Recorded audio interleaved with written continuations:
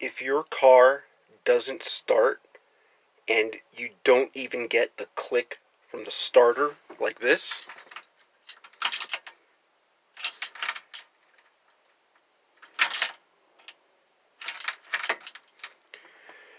you've probably seen a bunch of videos talking about checking the battery, checking the connections to the battery, the starter, the connections to the starter. Before you do any of that, first try this. Turn the key on halfway, put your foot on the brake, put the car in neutral, and see if it starts.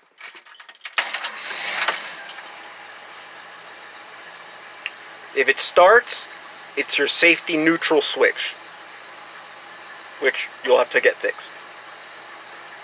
Try that before you try all the battery stuff.